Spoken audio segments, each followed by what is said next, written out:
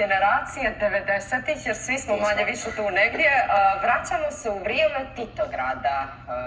Tamo je rođen Miodrag Bole Bošković, afirmisani muzičar koji iza sebe ima široku, ali zaista široku lepesu stvaralaštva. Dio ćemo toga uspjeti da sažmemo ovih nekoliko minuta, a neće nam zamjeriti što ćemo biti malo subjektivni, pa na samom početku pomenuti samo ovo. Bole je autor muzike i spota kompozicije jutarnjeg programa Naša kuća, koji godinama bio i najavda i odjedno špica.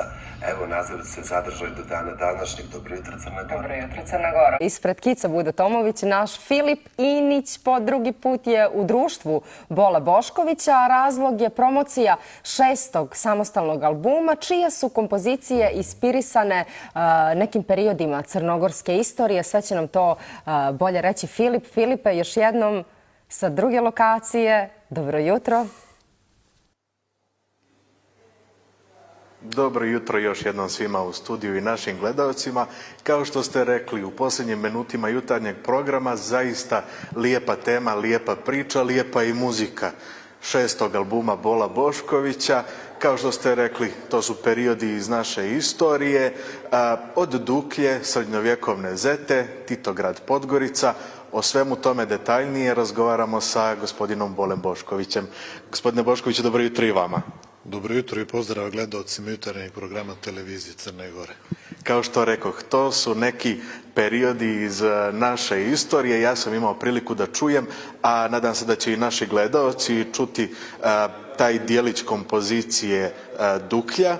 Zaista, kada sam to slušao, u glavi sam imao one rimske arene, gladijatorske borbe.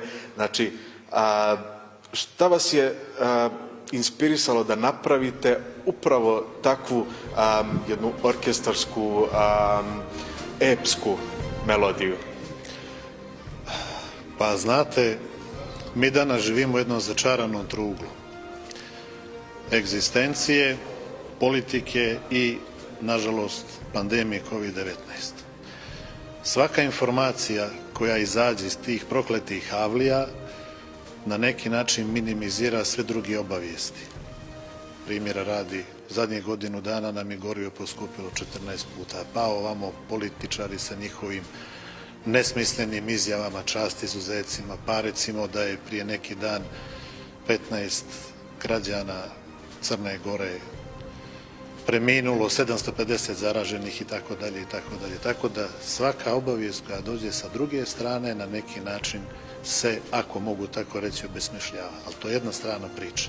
Međutim, druga strana priče jeste ta da mi možemo izaći iz ove pošasti jedino životom, stvaranjem.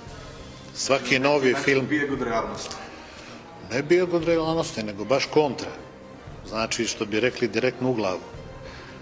Nema da se kune i da se u kamen zatuca, nego moramo nešto da radimo. Znači, svaki novi film, svaka nova prezentacija, svaka nova izložba je život. Znači, to je stvaranje. A za onoga ko se bavi stvaralaštvom, stvarati je u stvari isto kao i živjeti, isto kao i disati, to je trajni glagol.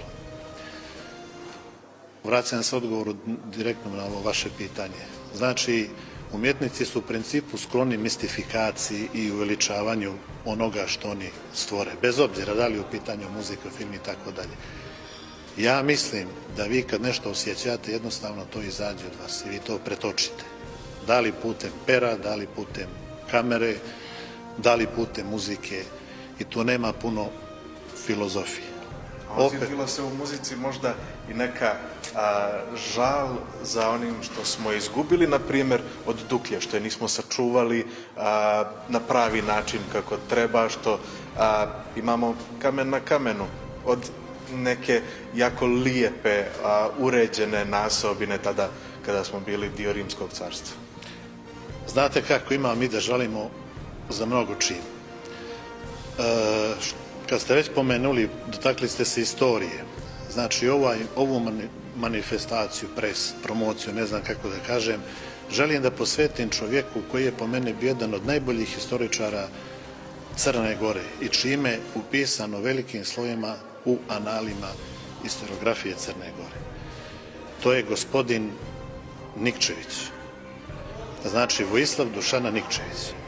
On je svoju sondu, istorijsku sondu, spuštao hiljadama godina prije Hrista na ovim prostorima.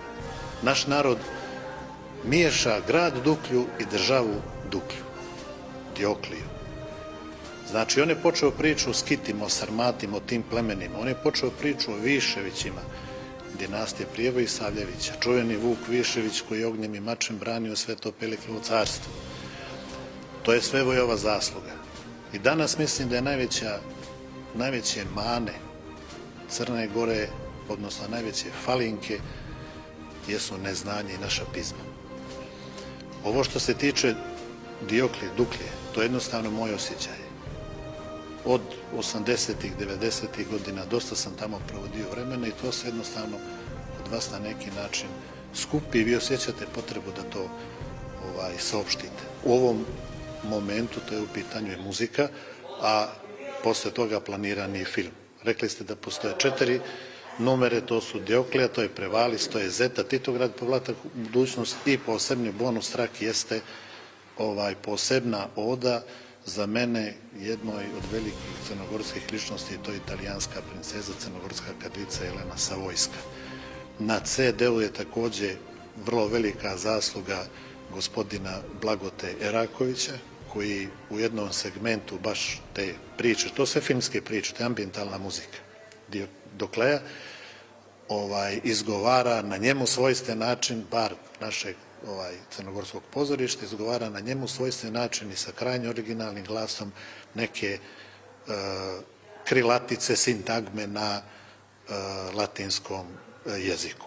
Recenziju je pisao, to ne mogu da izostavim, gospodin Petar Peca Popović i to što je on napisao tamo daje mi alibi da mogu dalje da stvaram.